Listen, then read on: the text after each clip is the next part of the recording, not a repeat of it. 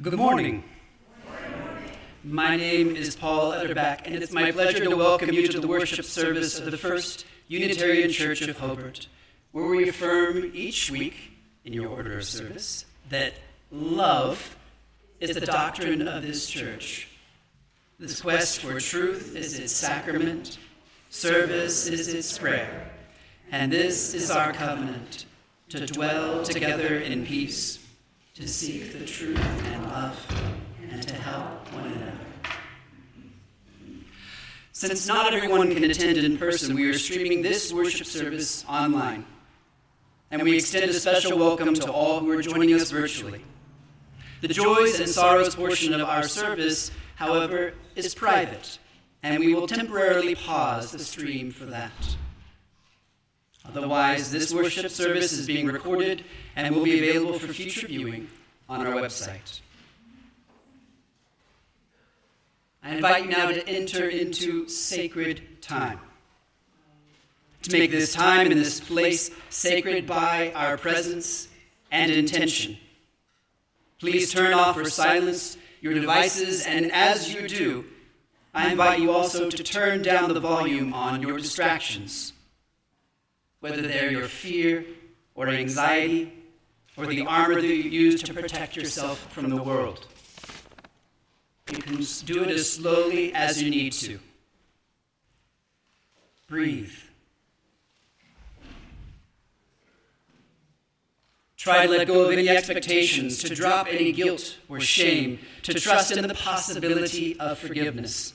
Try to let go of those other things and be here in this moment, so that you can start to walk the maze within your heart, guide your steps into its questioning curves. This labyrinth is a puzzle leading you deeper into your own truths. Listen in the twists and turns. Listen in the openness within all searching. Listen. A wisdom within you calls to a wisdom beyond you. And in that dialogue lies peace.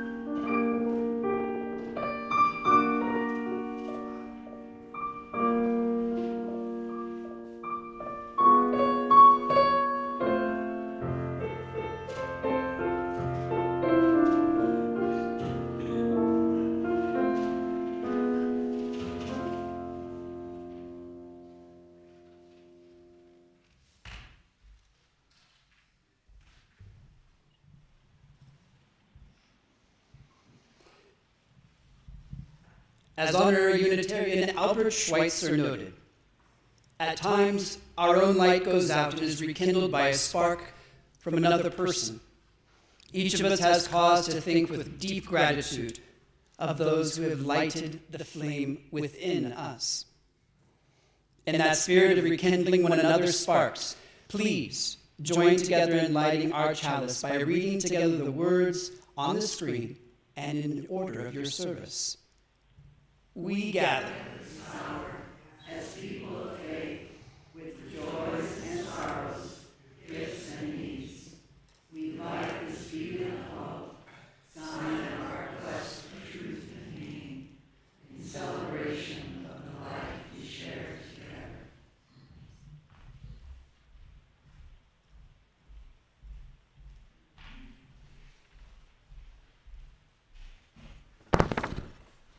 To worship is to pay most attention to that which is most worth paying attention to.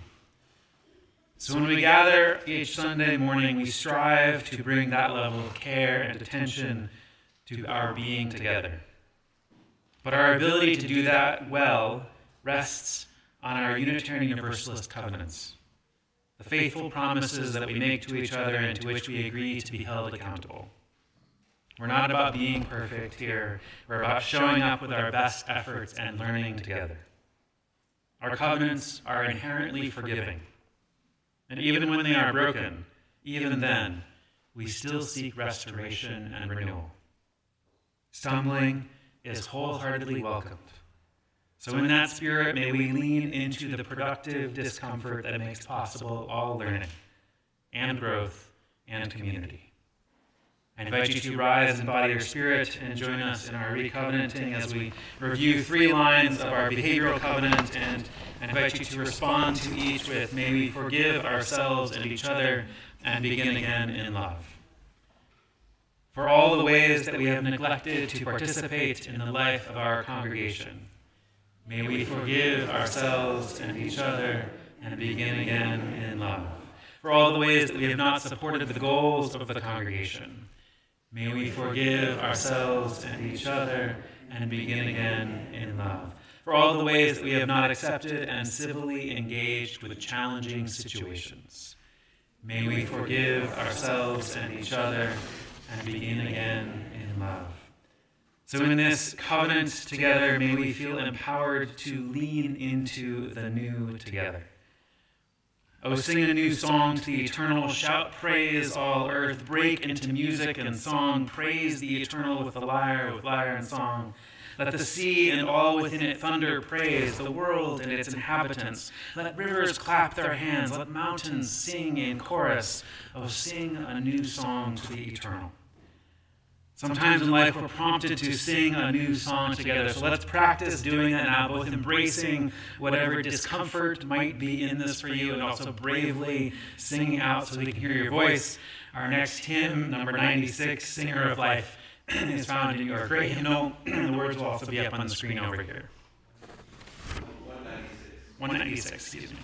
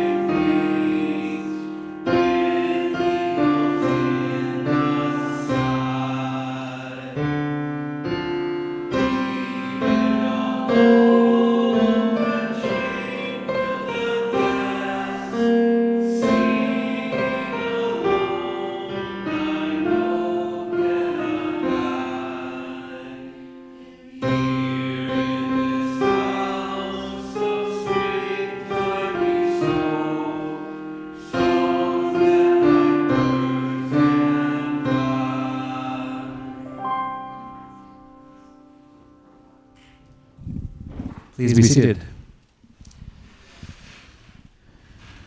So our joys and sorrows are shared each week from what has been sitting in our hearts, either for hours or days or weeks or years. The opportunity to bring those forward, to bring them into voice, to share them with one another so that we can hold them together is invaluable. I usually try to leave as much space for other folks as possible and don't bring much up of my own during Joys and Sorrows, but just to let you all know, my mother back in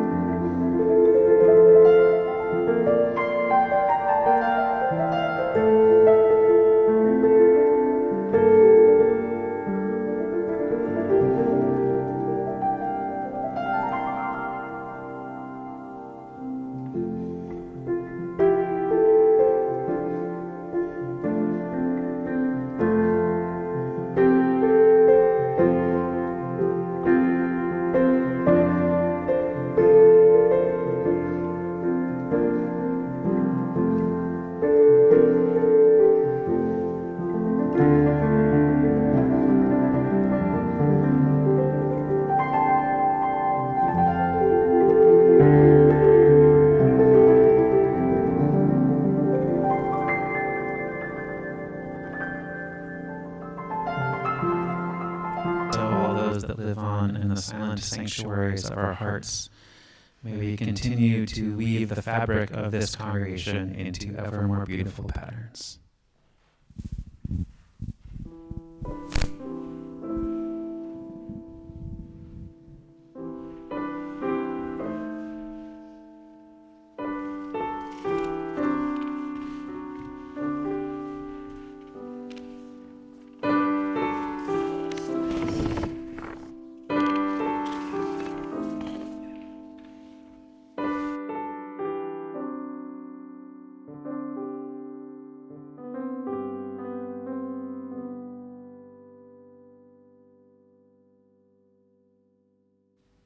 You're not on this journey alone.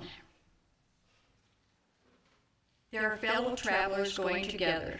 They may be sitting right next to you.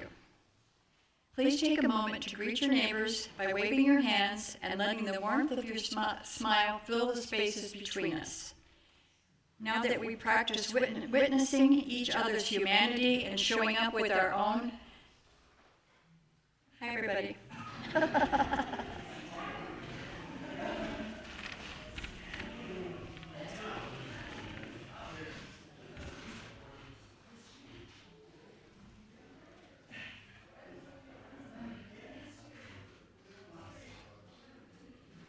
Please rise in body and spirit for our first responsive reading, in which I'll read the regular text and invite you to read the italics text. Then go right into singing together our doxology. Responsive reading 627. We need a celebration that sparks the spring-inspired word about life and death. Through all the cycling seasons, days, and years,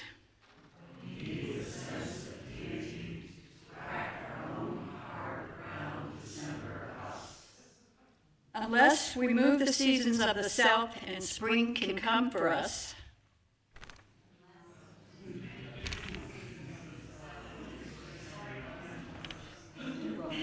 I'm sorry. The winter will go on and on. And Easter will remain a myth, and life will never come again, despite the fact of spring.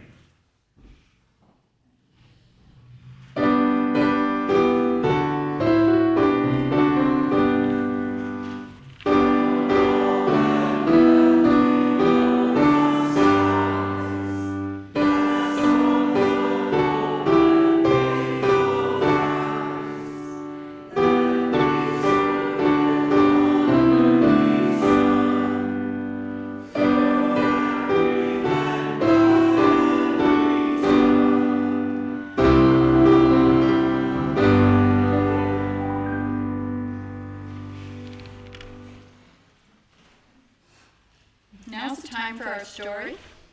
And the story today is What Do You Do with a Chance? And it's by Kobe Yamada. Today will be YouTube. It'll be done on YouTube by video from the book.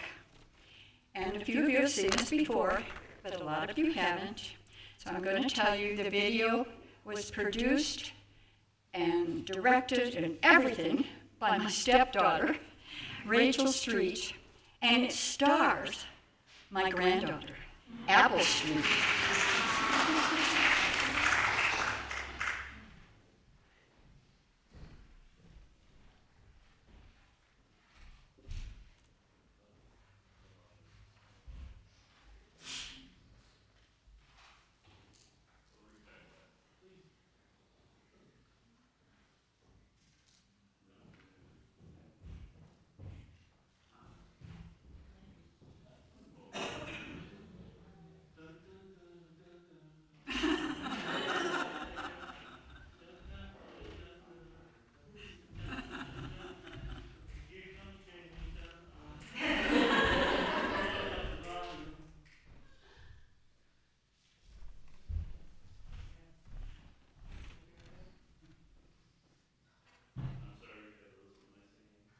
What do you do with a chance? Written by Kobe Yamada. Illustrated by May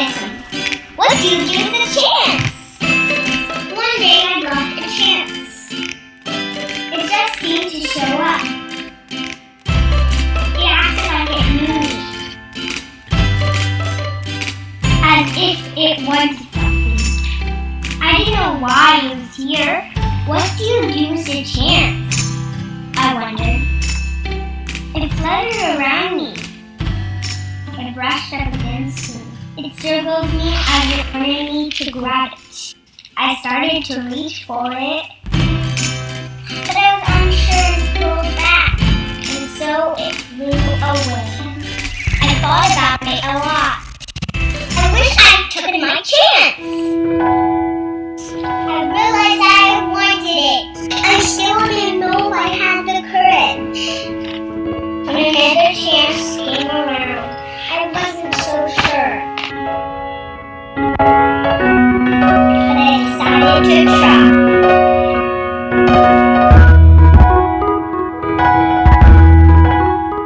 I wanted to reach for it, but I missed and fell. I was embarrassed. So foolish. It seemed like everyone was looking at me.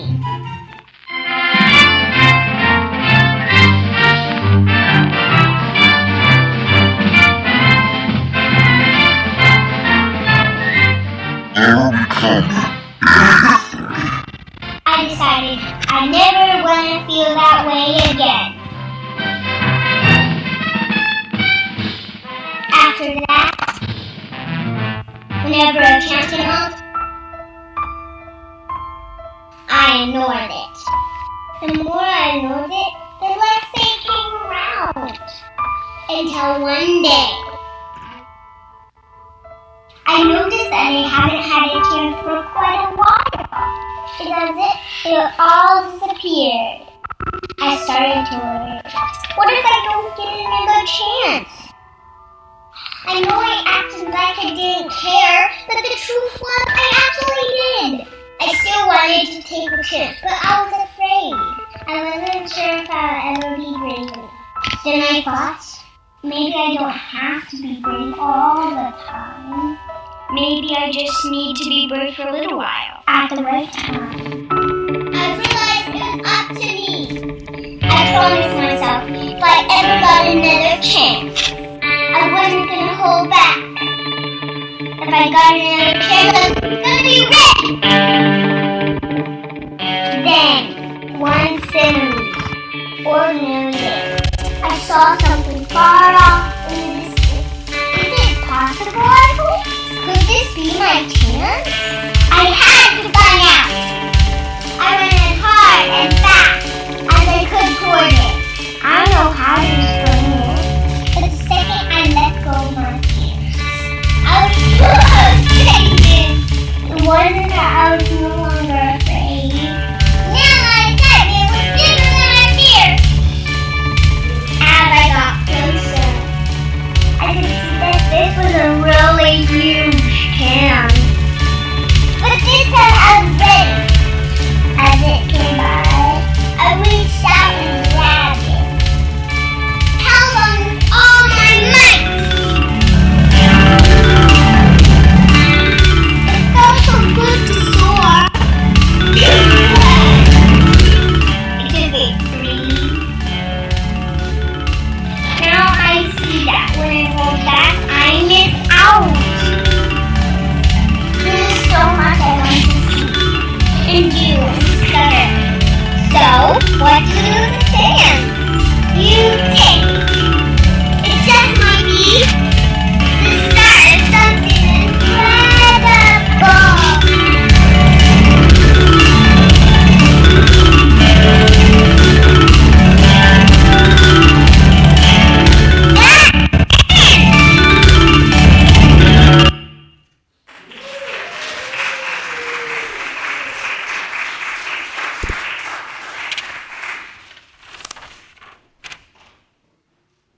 Please join in singing and rise as you are willing and able.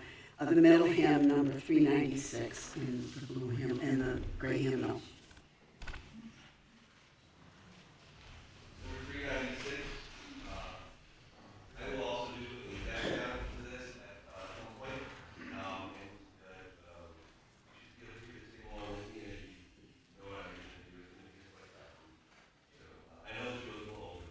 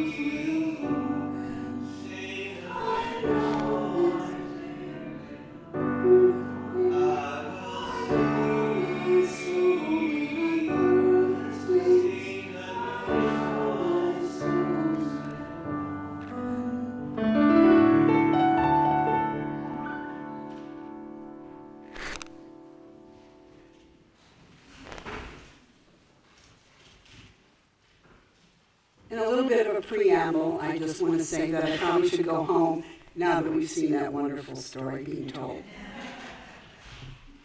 And as a second preamble, I just thought I would note, so that you maybe understand the sermon a bit better. The title was misprinted in the order of service. The actual title is "The Challenge of the Possible," or what are we doing here? An apology is probably not the very best way to begin a sermon, but apologize I must. Some of you sitting in the pews or observing the service on one of the digital platforms have heard me sermonize on one or another topic from this pulpit many times over the 36 years or so I have been a member of this church. But most of you, especially new members and friends and visitors, are perhaps wondering what new insights I can bring or what new words of inspiration I will bestow. But, and here comes the apology, I don't have anything new to say. When preparing for this sermon, I found myself in a bit of a dither. As part of this 5-part series, there were wonderful guidelines from Pastor Tom, and I collected various meaningful quotes and read some inspiring words by others. I even unabashedly dug up my old sermons in hopes that I would get the energy I needed to do what was required of me. I had struggled with the title and came up with something rather lofty, which probably conveyed a lot more confidence in my abilities than I had when I sat down to write. But here goes. You see, much like what Emily Dickinson wrote in a poem, I dwell in possibility. And with Max Lerner, I could perhaps even call myself a possibilist. However, I share a personality trait with Anne Lamott of being a cranky optimist. Optimistic because I sincerely desire to have faith in my fellow human beings. And cranky because, given the state of the world, I sometimes think I am very foolish to do so. But when the crankiness starts to overwhelm and threatens to seep into every corner of my day-to-day life, I revolt. And while I can never claim, as the indomitable Lewis Carroll did, to have believed as many as 6 impossible things before breakfast, I then take a deep dive into the challenge of the possible. Perhaps you think the words I should have chosen for the challenge were the impossible. Wouldn't that be more of a challenge? Am I letting us off too easy by suggesting that we do the work that we are here to do only by striving to achieve the mere possible? One of the many things I've learned in my 75 years on this planet, and especially during those years when I raised my 2 children, was that, as St. Francis of Assisi suggested, you start by doing what's necessary, then do what's possible, and suddenly you are doing the impossible. And I can confirm that it doesn't only apply to potty training. During the past year, I have been delving into the history of the historic building in which you are seated this morning, as well as the history of the very beginnings of this congregation. The impetus for these investigations was largely due to the fact that we will be celebrating the official formation of the congregation 150 years ago in August of this year, and celebrating the dedication of this building in January of 2026. But the readings from the archives have provided me with significantly more than the minutiae of names and dates. I also learned of our resilience and the many times where we had to face the challenge of possibility. In some of the monthly president's reports in the church newsletter, I have reported on the struggles we underwent in order to keep our doors open in the very building we worship in today. On our website today, we claim that our vision is to be the heart of Unitarian Universalism in Northwest Indiana. And while the founders of our congregation did not put their vision in exactly the same words when they signed the membership book 150 years ago and started the journey that we continue today, it is not too far-fetched to believe that they too saw their vision as a challenge of possibility that they embraced in aligning themselves with the tenets of Unitarianism as it existed in August of 1874. 16 years ago, I left this church for a while. My leaving had nothing to do with the church, anything that had happened at the church or was happening in the church. I was heavily involved in leadership and religious education and, well, pretty much everything. I may well have been on the edge of burnout, but I had more pressing issues that forced me to look at my own personal challenges of possibility and make a decision that was difficult and painful. At the time, my husband was becoming significantly worse with multiple sclerosis and many, many other medical issues. He had been forced into retirement several years earlier, and the requirements of his care had become almost overwhelming. In addition, I had decided to wholeheartedly embrace the candidacy of Barack Obama for the presidency. I knew I couldn't do all three. One would have to be set aside. For a while, I hoped, and it turned out that it was the church. At that time of my life, that was my challenge of possibility, and it was indeed a challenge. There was no question that my loyalties were divided. There were some people who actually questioned my sanity, that I could even imagine the possibility of a black man considering running for president. And family and friends, even several here at church, worried about the impact on me of the stress of dealing with my husband's increasingly demanding needs and the time and energy requirements of the Obama campaign. And there was no doubt, despite the fact that I was actively engaged in campaign work for a presidential candidate, that I was otherwise isolated from the full spiritual life that had been mine here. That I was, before I took what I hoped would be a very, very brief respite from the church.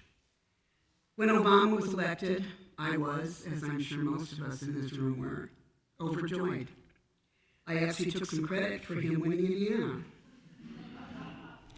I was, of course, only one of many wonderful people who worked very hard on his campaign, but I, like many others, had accepted that challenge of possibility. And because of that, what some people had claimed to be impossible was actually achieved. In a former series of sermons, Pastor Tom asked us to consider our ancestry, where we came from, who from our past had inspired us or influenced us. Perhaps no one in my life has inspired me more than my maternal grandmother, Majusza, as we called her in Polish. I have known few people who relished life and the challenges and the possibilities it offered than this awesome, awesome woman.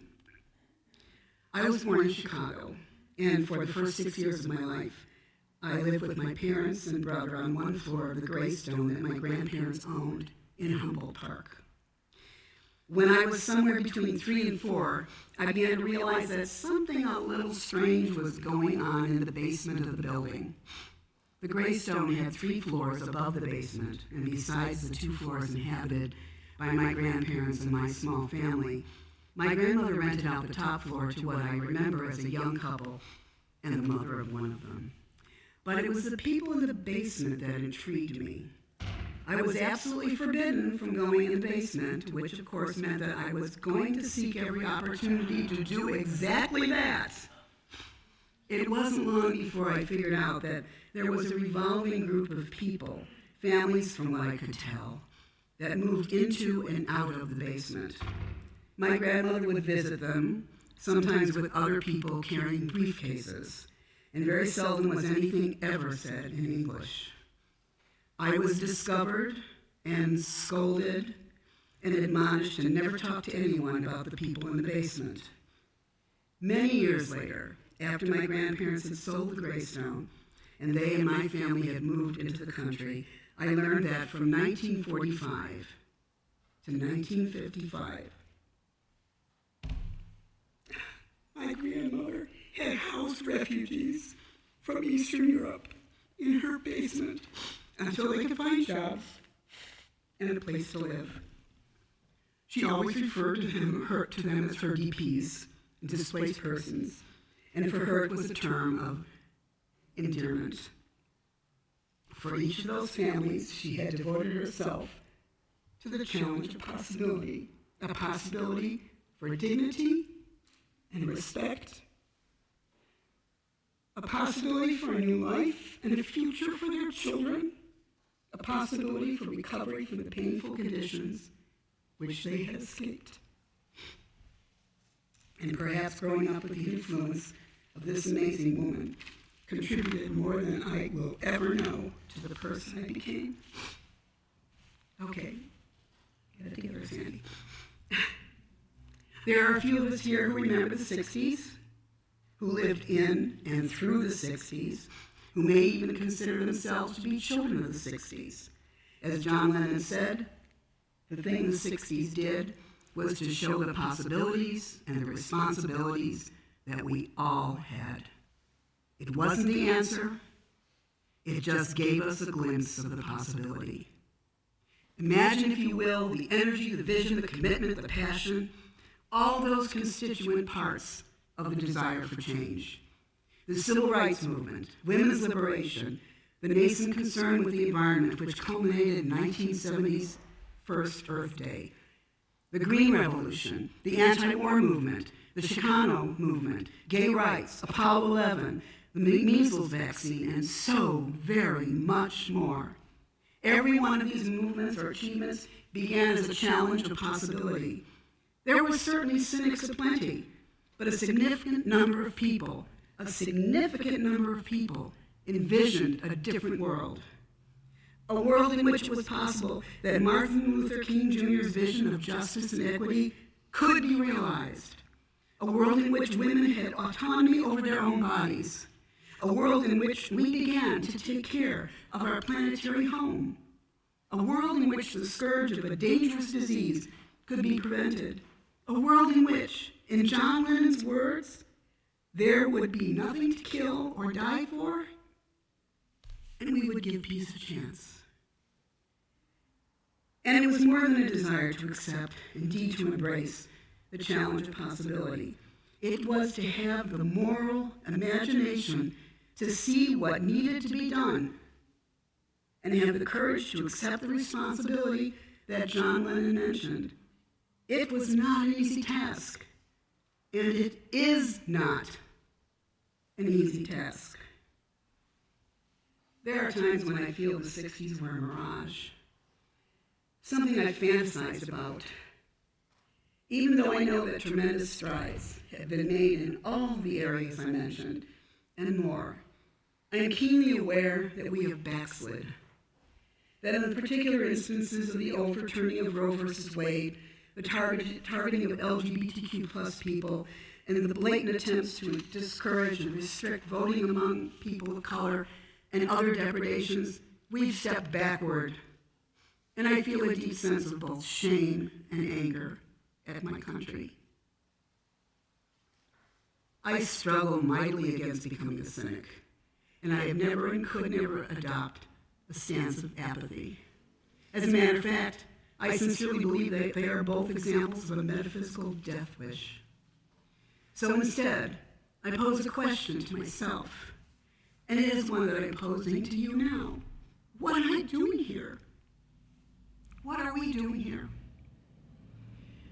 I come back around to where I was in the beginning of this sermon, to our church community, and what exactly I think I may have been pondering when I agreed to do this sermon.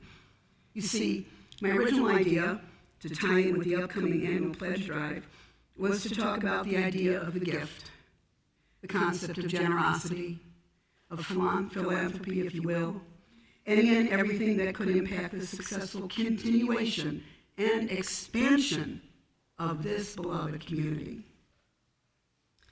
Any and everything that would allow us to live up to the challenge of the possibility of bringing Unitarian Universalism to Northwest Indiana.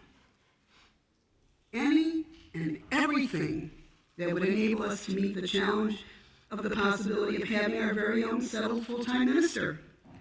And if I may be so blunt, to have that person be Pastor Tom Bozeman. Earlier this month, on February 4th, Pastor Tom led us in a congregational conversation about our mission. In 4-person groups, we addressed each of the 3 questions posed by Pastor Tom.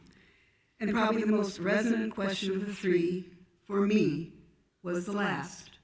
Why must this congregation exist? In selfishness, I say that the congregation must exist for me as a source of spiritual nourishment, and I know there are others who share that need.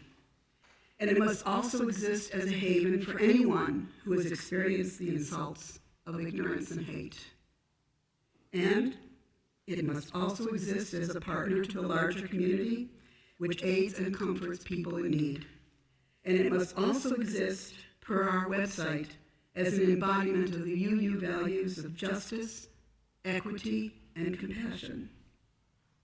And it must also exist as a place of celebration and rejoicing during times of joy, and as a place of empathy and support during times of sorrow. These and many more are our duties, our responsibilities, our contract with the moral imagination. And they represent to me the challenge of the possible for our congregation. For as Rabbi Hillel once said, if not you, who? If not now, when? That is what I am doing here. And I feel very, very confident that that is also what you are doing here. And I am thankful for that. Thank you.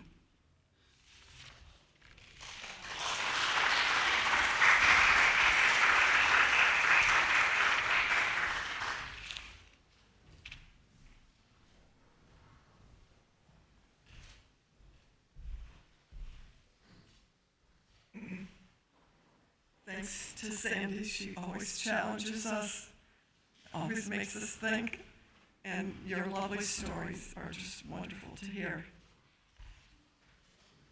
Today's offering, we are going to share our love for social change, and this month it will be the Hobart Humane Society. The money in the baskets is for sustaining the mission of our congregation. The money in the cups goes to the organization. For those not with us in person today, there is an online link for both one-time and regular donations there. And I need 4 volunteers. I see I have 2. I need 2 more.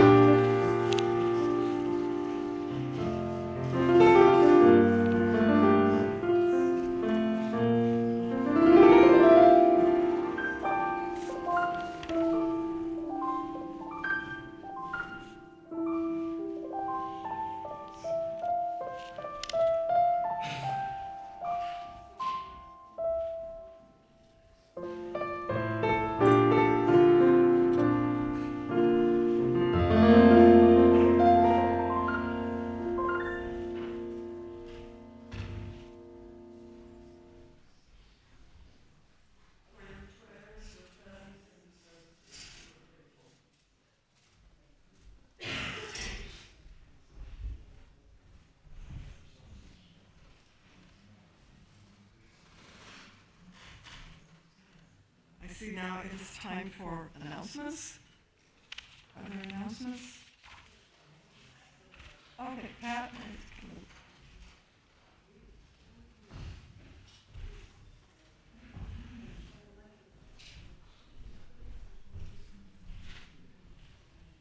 I just wanted to remind everybody that we are collecting menstrual products to distribute in local schools. We will be collecting them through March, so it won't be over today. If you have any you want to bring in, please bring them in. Thank you for those who have donated. And I'm going to empty the box today, and so there's room for more. So that's National Organization for Women, and like I said, they're putting the menstrual products, they're offering them free in the schools. Don't forget that next week is a chili cook-off. So either bring some chili. Yes. Yeah, you didn't know that? Or we're doing Elmhurst and Glenview. There's a poster out front.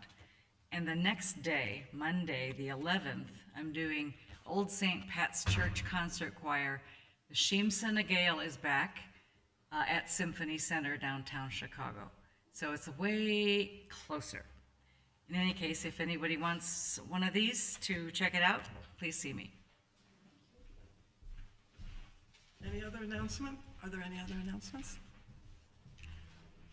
Okay, then we will join in our closing hymn, which is number 301. So rise as you are able. We will self-join. Touch the earth, reach for the sky.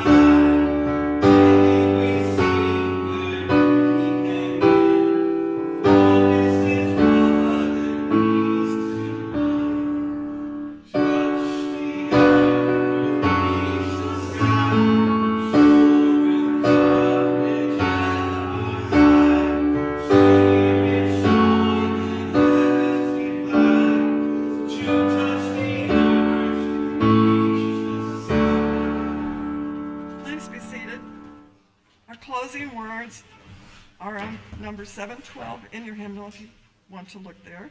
Otherwise, they are also there. Romans 12, verse 2, translated by Robert Jude. Do not be conformed to this aeon, but instead be transformed for the renewal of the mind, that you may ascertain what is good and acceptable and wholesome. After the postlude, we will extinguish this flame, gesture to the chalice. Okay, reading the directions, but we will continue to carry in our hearts the light of community, the fire of commitment. These we carry in our hearts until we are together again.